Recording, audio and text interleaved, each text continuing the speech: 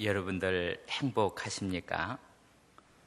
직장 생활하시는 분들 직장에서 행복함을 느끼면서 직장 생활을 하십니까? 오늘 신앙생활 하시는 분들은 행복감을 느끼면서 신앙생활을 하십니까? 인생은 조직 속에 살아갑니다. 조직에는 리더들이 있습니다. 오늘 이 시대의 직장인들의 심리에 참 맞는 말이 있습니다. 직장의 상사들 가운데 최고의 상사를 여러분 뭐라고 이야기하시는지 아십니까? 아니면 최악의 상사를 뭐라고 호칭하시는지 여러분 들어보셨습니까? 직장에서 최고의 상사를 똑개라고 합니다. 잘못 발음하면 이상한데 똑개, 똑똑하고 게으른 상사를 가장 좋아한답니다. 최상의 상사다. 그럼 최악의 상사는 뭐라고 호칭하는가? 무부라고 합니다. 무부는 무식한데 부지런한 상사가 가장 힘든 상사라고 이야기를 합니다. 여러분들이 조직 속에서 살아간다면 여러분들이 리더가 되어 있을 때 여러분은 뭐라고 지금 지칭을 받고 싶습니까? 무부가 이 세상에 많이 있습니다. 무식한데 부지런하면 가장 힘든 것입니다. 똑부라는 게 있어요. 똑똑하고 부지런한 상사를 둔 그런 회사와 조직은 참으로 잘 돌아가게 되는 것입니다. 무게를 느낀다는 말이 있어요. 무게, 무식하고 게으른 상사. 당신을 보면 무게를 느낍니다. 참 이게 어려운 말 아니겠습니까? 리더라는 것은 판단이 빠르고 통찰력이 뛰어난 사람들, 똑부라는 이야기입니다. 관료들의 리더를 이해하는 말에 5단계가 있는데 우리의 리더들, 또 우리의 상사들을 바라보면서 그 삶에 함께 동참하는 5단계가 첫째는 리더의 가치관에 동참한다. 행복한 것입니다. 우리의 지도자 또 우리의 상사의 가치관에 내 마음을 실을 수가 있다. 힘들어도 어려워도 인내할 수가 있는 것입니다. 비전에 동참하는 것입니다. 두 번째는 조직을 사랑한다. 여러분, 이쯤 돼도 행복하게 일을 할 수가 있습니다. 세 번째는 리더에 대해서, 상사에 대해서 인간적으로 연민을 느낀다. 그 다음은 리더와 한 배를 탔다. 5번째는 상사니까 무조건 편을 든다. 불행한 조직 속에 있는 것입니다. 직장 생활도 행복이 없습니다. 언제 다른 배로 갈아탈지 알 수가 없습니다. 이것을 갖고 신앙의 5단계로 한번 접목을 해볼 수가 있습니다. 내 신앙은 하나님의 말씀 그 가치관에 내 마음을 다 싣고 신앙생활하는 사람들이 있습니다. 신앙생활에 기쁨이 있고 감사가 있고 신앙생활에 능력이 있습니다. 행복한 것입니다. 또한 하나님을 사랑하면서 신앙생활하는 사람이 있습니다. 그 외에는 우리 집안이 몇 대째 신앙생활을 했기 때문에 신앙을 갖는 사람이 있습니다. 이 교회는 내 교회이기 때문에 나와서 예배를 드리는 사람도 있습니다. 어쩔 수 없이 부모가, 남편이 강요에 의해서 나와서 예배 드릴 수도 있습니다. 그렇다면 신앙생활이 행복하지 않은 것입니다.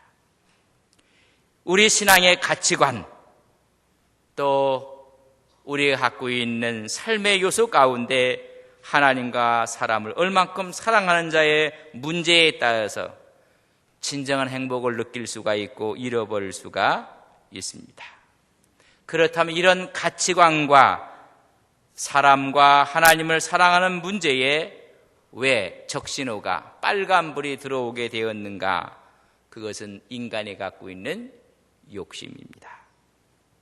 성서는 말하기를 욕심이 잉타면 죄를 낳고 죄가 장성하면 사망을 가져온다고 말씀해주고 있습니다. 사욕 때문에 그렇습니다. 그걸 죄라고 합니다. 이 죄를 처리하기 위해서 필요한 것이 속건죄입니다. 속건죄가 하나님께 진정으로 이루어질 때 인생 여정 가운데는 모든 관계 속에서 행복을 느끼는 것입니다. 속건죄는 사람과의 관계성을 말해주고 있습니다. 예수님께서 재림하셨을 때의 모습을 성경은 이렇게 기록해 놓고 있습니다. 주님께서 영광 중에 모든 천사와 함께 모든 민족을 심판하시기 위해서 재림하시는 그 광경을 마태복음 25장 31절에 기록해 놓고 있습니다. 주님이 오셔서 양과 염소를 구분하는 것처럼 오른쪽 왼편으로 다 사람을 심판하시게 될 것이다. 오른쪽에 있는 사람은 양처럼 오른쪽으로, 염소는 왼편으로 한다면 오른편에 있는 의인들에게 주님이 이렇게 말씀하신다고 했습니다. 내 아버지께 복받은 자들이여, 나와 창세로부터 너희를 위하여 예비한 나라를 상속받으라. 복받은 사람들이여, 하나님께서 예비한 나라, 그 천국을 상속받을 것이라고 말합니다. 왼쪽에 있는 사람에게는 말하기를 저주를 받은 자들아 나를 떠나라. 마귀와 그 사자들을 위하여 예비한 영원한 불에 들어가라. 그렇게 하나님께서 마지막 양과 염소를 갈라놓는 것은 심판하신다고 했습니다. 주님이 오른편에 있는 사람들에게 말하기를 내가 줄일 때에 너희가 먹을 것을 주었다. 내가 목마를 때에 마시게 하였고 내가 나그네 되었을 때 나를 영접해 주었다. 내가 헐벗을 때에 옷을 입혔고 병들었을 때에 돌봐 주었고 내가 옥에 갇혔을 때에 와서 나를 보았느니라. 오른쪽에 있는 사람은 그 말을 듣고 깜짝 놀라요. 주님, 언제 어느 때에 줄일 때에 주님에게 먹을 것을 주었다고 말씀하십니까? 주님이 언제 목마를 때에 내가 마시게 하였습니까? 물어요. 그때 말하기를 대답을 합니다. 여기 내 형제 중에 지극히 작은 자에게 한 것이 곧 나에게 한 것이니라. 충격적인 이야기입니다. 그들은 주님을 만나지도 못했는데 주님이 말씀하시기를 너희 형제 중에서 지극히 작은 자, 어렵고 힘든 자에게 한 것이 내게 한 것입니다. 왼편에 있는 사람을 향해서 말씀합니다. 너희들은 내가 줄일 때에 먹을 것을 주지 아니했다. 내가 목마를 때에 마시게 하지 아니하였고 나그네 되었을 때 나를 영접하지 아니하였고 헐벗을 때 옷을 입혀주지 아니했고 병들었을 때에 돌봐주지 아니했고 옥에 갇혔을 때에 와서 보지 아니하였다. 그쪽에 있는 사람들도 똑같이 이야기합니다.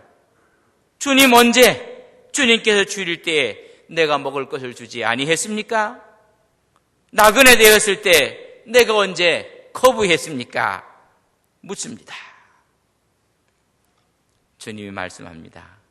내 형제 중에 지극히 작은 자에게 하지 않은 것이 나에게 하지 않은 것이니라.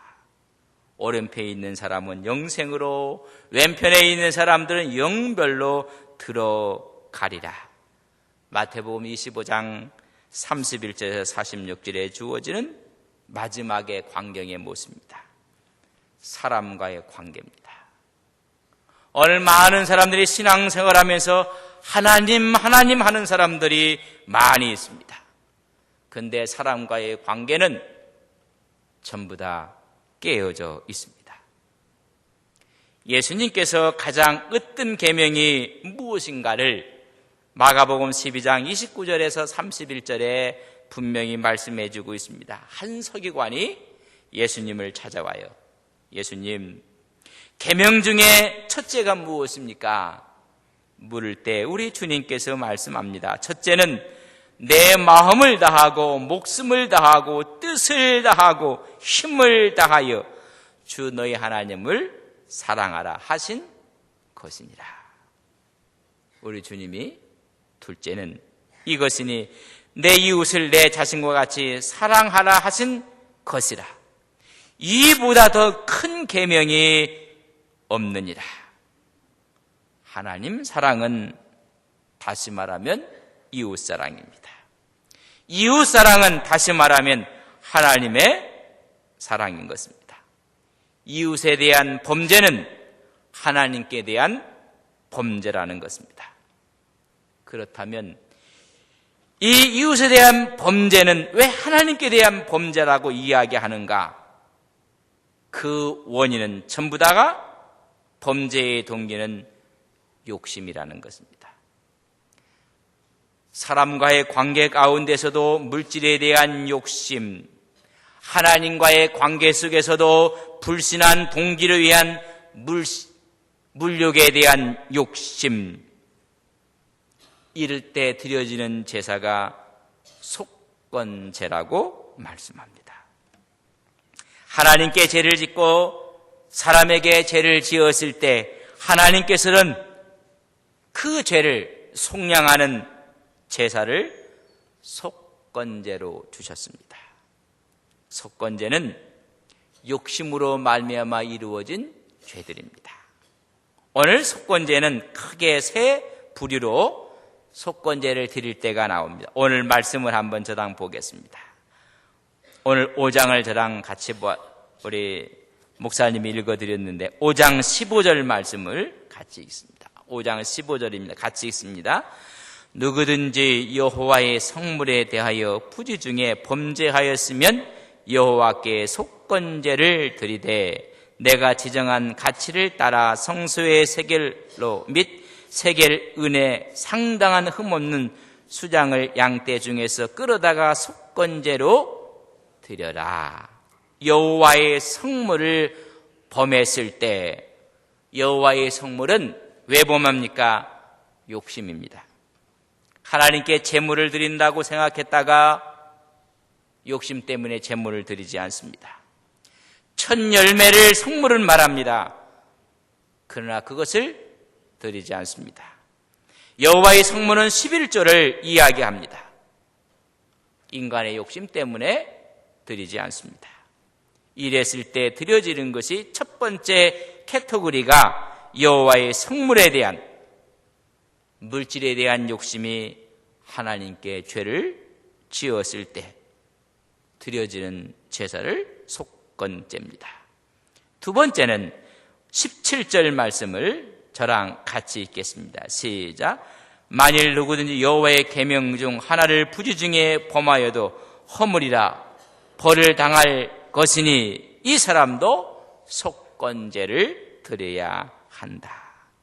십계명을 어기고 우상 숭배를 하며 하나님의 율법과 계명을 지키지 않고 그것을 깨달았을 때 드려지는 것이 속건제입니다. 또 하나 카테고리가 있습니다. 6장 2절입니다. 6장 2절 저랑 같이 한번 봅니다. 누구든지 여호와께 신실하지 못하여 범죄하되 곧 이웃이 맡긴 물건이라 전당물을 속이거나 도둑질하거나 착취하고도 사실을 부인하거나 3절 같이 읽습니다. 남의 잃은 물건을 줍고도 사실을 부인하여 거짓 맹세하는 등 사람이 이 모든 일 중에 하나라도 행하여 범죄하면 속건제를 드리라는 것입니다. 전부 다가 물질에 대한 이야기입니다. 돈에 대한 이야기입니다. 남의 물건을 위탁받은 후에 시치미를 떼는 것입니다. 나는 그것을 받은 적이 없다. 지금은 돈이 있으면 은행에 갖다 저축을 합니다. 은행에게 맡깁니다. 그 당시에는 이런 제도가 없었기 때문에 사람들에게 부탁을 하고 성실하게 보관해 줄 것을 부탁을 받게 됩니다. 그럼 맡긴 물건을 잘 보관을 해야 됩니다. 성실하게 보관을 해서 주인이 돌아오면 돌려줘야 합니다. 그러나 그 맡은 사람이 속이는 것입니다. 나는 그 물건 맡은 적이 없다. 그 물건 본 적이 없다는 것입니다. 또한 남의 물건을 도둑질하고 착취하고 남의 것을 빼앗고 협박하여 그 물건을 탈취했을 때 부당한 방법으로 또 간접적인 수단, 직접적인 수단을 다 동원해서 모든 것을 빼앗았을 때 드려야 될 것이 속건제입니다. 또 어느 분이 물건을 잃어버렸는데 그 물건을 주었어요. 근데 주인이 나타났는데 주인에게 주지 않습니다. 그 물건 보지 않았다는 것. 지난번에 우리 여전도회가 함께 권사회가 저 동해안 쪽으로 저희들이 하루 다녀온 적이 있습니다. 그때 어떤 권사님이 갖고 있는 셀러폰, 이 휴대폰을 화장실에 잠시 놓고 모르고 그냥 나왔어요. 그래서 뒤돌아가 봤더니 없어요. 물어봤어요. 여기 이 전화기 보지 못한 못 봤대요. 분명히 그분밖에 분명한데 다른 권사님 전화를 걸었어요. 그랬더니 그분 갖고 있는 소지품 속에서 자기 몸에서 전화벨이 울려요. 이 전화기 하니까 그때 멋져서 줬다고 이야기를 합니다. 이런 사람은 집에 가서 속건죄를 드려야 됩니다. 저는 그 얘기를 듣고 나서 이걸 웃어야 될지 울어야 될지, 아니 분명히 자기 주머니에 넣고는 모르세요. 못 받습니다. 전화를 걸었더니 그 주머니에서 소리가 들리는 거예요. 세상에 오늘 성경은 말씀해 주고 있습니다. 반드시 돌려줘야만 합니다. 주인이 나타날 때까지 잘 간수했다가 보관했다가 돌려줘야 됩니다. 이웃에 대한 범죄는 곧 하나님께 대한 범죄 행위라고 매튜 헨리는 규정을 하고 있습니다. 죄를 지었어요. 그러면 하나님의 성물에 대해서, 사랑과 강가의 물질에 대해서 죄를 지었으면 그 죄값을 하나님께 드려지는 것이 속건죄인데, 여러분 어떻게 드려야 되는지 아십니까? 5장 16절을 저랑 같이 읽겠습니다. 5장 16절 같이 봅니다. 시작. 성물에 대한 잘못을 보상하되 그것에 5분의 1을 더하여 제사장에게 줄 것이요, 제사장은 그 속건제의 순양으로 그를 위하여 속죄한즉 그가 사함을 받으리라. 6장 5절도 같이 읽습니다. 시작. 그 거짓 맹세한 모든 물건을 돌려보내되 곧 그 본래 물건에 5분의 1을 더하여 돌려보낼 것이니 그 죄가 드러나는 날에 그 임자에게 줄 것이요.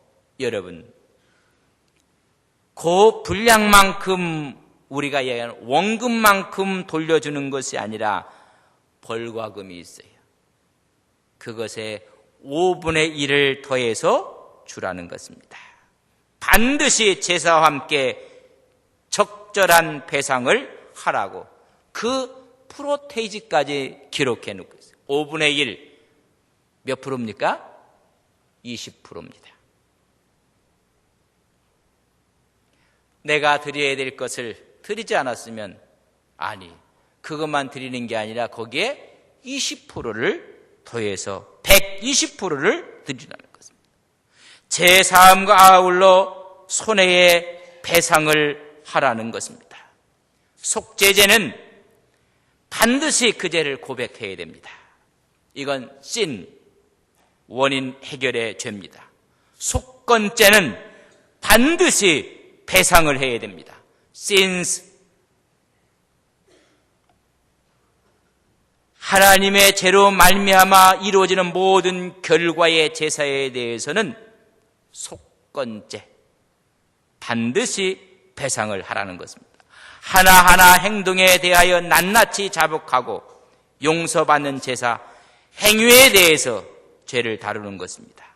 의도하지 않고 실수를 한 것까지도 속건죄로 드리라는 것입니다. 실수로 인해서 공동체에 부당을 주고 어려움을 줬을 때 드려지는 것이 속건죄입니다. 하나님은 공동체를 회복하기를 원하시는 것입니다. 하나님의 백성들이 이런 속건죄가 있기 때문에 결코 죄를 지려고 하지 않습니다. 하나님께서 요구하는 거룩은 하나님을 위한 것이 있고 사람을 위한 것입니다. 하나님을 위해서는 번제를, 소제를, 화목제를 드리지만 사람과 사람 사이에 막힌 담을 헐기 위해서는 속건제를 드리라고 말씀해 주고 있습니다. 하나님을 위해 살려 하지 않았던 욕심으로 벌어진 모든 것에 대해서는 배상하라는 것입니다.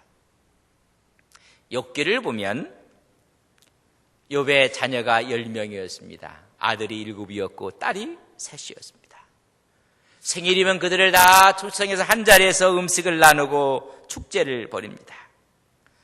그리고 그의 아버지 욥은 혹시 내 자녀들이 부주 중에 하나님을 욕되게 하였을까봐, 혹시 깨닫지 못하고 넘어진 죄가 없을까봐, 혹시 하나님께 약속을 하고 지키지 않은 것이 있는지, 또한 사람과 사람 사이에 깨닫지 못하는 아픔을 준 적이 없는지, 이런 것을 마음속으로 헤아리고 하나님께 제사를 드립니다. 그게 속건죄입니다. 1년 동안 살아오면서 하나님에 대한 성물에 대해서, 사람에 대해서 물질에 손해를 주지 아니했는지, 그래서 욥을 가리켜 온전하고 정직하며 하나님을 경외하고 악에서 떠난 자라는 것입니다. 그렇기 때문에 이 속건죄의 교훈은 배상입니다. 죄에 대한 배상을 하게 함으로 죄를 멀리 하도록 하는데 목적이 있어요. 배상이 하는 것이 아까워서라도 죄를 짓지 못하게 만든 것입니다. 사람들이 신앙생활을 하면서도 심보가 넓은 심보를 가진 사람들도 간혹 있습니다. 다 하나님의 것이니까는 이것도 내 것이고 이것도 내 것이고, 그렇게 갖고 갔으면 20%로 보상을 해야 됩니다. 이게 하나님께서 우리에게 주시는 말씀입니다. 성물에 대해서, 타인의 재산에 대해서 반드시 20%를 더해 배상하라는 것입니다. 이제 교통법규를 그래도 많이 지키고 있습니다. 근데 교통법규를 잘 안 지키는 분들이 많아요. 지키게 하는 방법 중에 하나는, 여러분, 자기가 잘못한 거에 의해서 벌금을 고가로 매기는 것입니다. 우리나라는 교통법규 위반했을 때 너무나 벌금이 싸요. 미국에서는 한번 교통법규를 위반하고 스피드에 걸린다든지 신호 위반해서 걸리면 너무 비싸요. 20-30만 원은 내야 돼요. 그것만 냅니까? 8시간 가서 교육을 받아야 돼요. 그냥 아예 그렇게 배상을 해야 깨끗해지는 거예요. 그걸 재차, 3차 법규를 어기면 교육도 받을 자격도 없어요.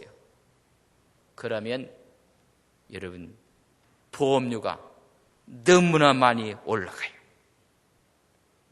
3년 동안 아무런 교통법규를 잘 지켰다는 것이 나면 그 배상이 돼야 제자리를 조금씩 내려옵니다. 우리나라도 그래도 지키는 이유가 벌점이 있어요. 보험료가 올라가요. 이스라엘 백성들에게 왜 이렇게 너희들 20% 그걸 대갚으라는 것입니다. 하나님과의 근본적인 관계를 너희들이 욕심 때문에 깼다는 것입니다. 그걸 회복하라는 것입니다. 하나님 것, 사람의 것에 대해서 속건죄를 드리라는 말씀입니다.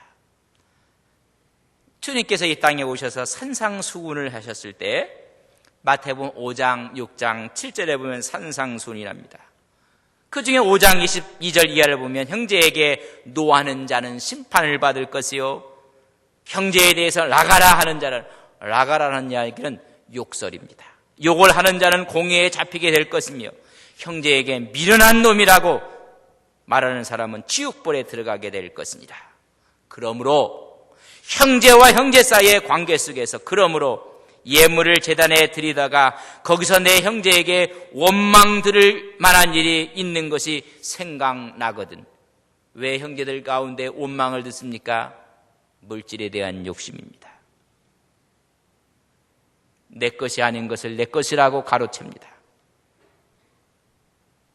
돌려줘야 할 것을 돌려주지 않습니다. 마태복음 5장 24절에 보면 예물을 제단 앞에 두고 먼저 가서 형제와 화목하고 그 후에 와서 예물을 드리라는 것입니다. 하나님께 나는 예물을 드리기 위해서 헌신을 하고 봉사하고 충성하고 하나님 앞에 화해를 위해서 희생제물을 드리는 것을 중단하라는 것입니다. 그리고 가서 형제와 계산하고 와서 예배를 드리라는 것입니다. 앞에 나오는 예물은 제단 앞에 두고 그 예물은 번제, 소제, 화목제라고 볼 수 있습니다. 번제 얼마나 거룩한 제사입니까? 소제가 얼마나 우리 마음을 다 드리는 예배입니까? 화목제야말로 하나님의 평안을 강구하는 이런 제사를 중단하고 먼저 가서 속건제 드리라는 것입니다. 번제와 소제와 화목제는 자원제입니다. 그러나 속건제는 의무입니다. 그래서 예수 믿는 사람을 만나면 KS 마크가 되는 것입니다. 아, 저 사람 말이라면 믿을 수가 있어. 저 사람과 관계를 하면 손해볼 일이 없어. 이게 속건제 사상입니다. 오늘 속건제 사상이 다 무너져 가고 있습니다. 하나님은 번제, 소제, 화목제보다 먼저 가서 속건제를 드리라. 속건제는 의무제입니다. 번제는 자원에서 드리기도 하고 드리지도 않고, 그러나 자원하는 게 더 아름다운 거지만 그거 전에 가서 모든 것들을 다 계산하라는 것입니다. 막힌 담을 헐라는 것입니다. 우리는 신앙생활을 하면서 이 의미를 잃어버리고 있습니다. 이 의미를 함축한 것이 하나님의 십자가 사상입니다. 십자가 사상에서 그 십자가 사상에서 모든 것들을 다 배상하고 다 갚아주시고 우리를 구원하셨습니다. 그렇다면 그 십자가 사상을 믿는 그 사람은 이제 여기서부터는 속건제가 이루어져야 하는 것입니다. 그래서 말합니다. 너희는 거룩한 산제사로 드리라. 이 세대를 본받지 말고 오직 마음을 새롭게 함으로 변화를 받아 하나님의 선하시고 온전하신 뜻이 무엇인지 분별하도록 하라.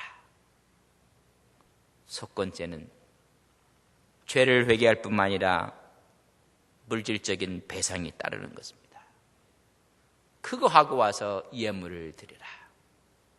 여러분, 이 구약의 제사제도의 의미를 오늘 이 시대에 다시 우리가 아로새기면서 하나님께 나아갈 때 예수 믿는 사람이야말로 우리는 모든 것들을 믿는 보증수표처럼 믿어지는 믿음의 거룩한 종들이 되시기를 주님의 이름으로 간절히 바랍니다.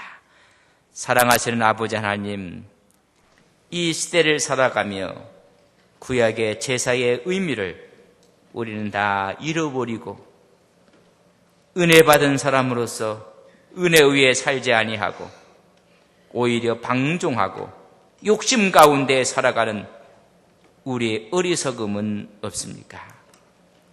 하나님, 분명히 주님께서는 속건죄를 드린 후에 예물을 드리라고 말씀해 주고 있습니다. 나도 모르는 사이에 성물, 하나님의 것을 혹시 하나님 우리 것으로 착각하지 아니했습니까? 온 이웃과의 관계와 사람과의 관계 속에서 갚아야 할 것을 갚지 않은 것이 혹시라도 있다면 우리의 속건죄가 되게 해주셔서 하나님 앞에 사람 앞에 막혀있는 담들을 헐게 하옵소서. 그때 주의 존전 앞에 나가며 우리의 기도와 우리의 간구가 능력이 있게 해주시고 이 땅의 빛과 소금의 역할을 감당하는 거룩한 종들이 되게 하옵소서. 예수님의 이름으로 기도 올리옵나이다. 아멘.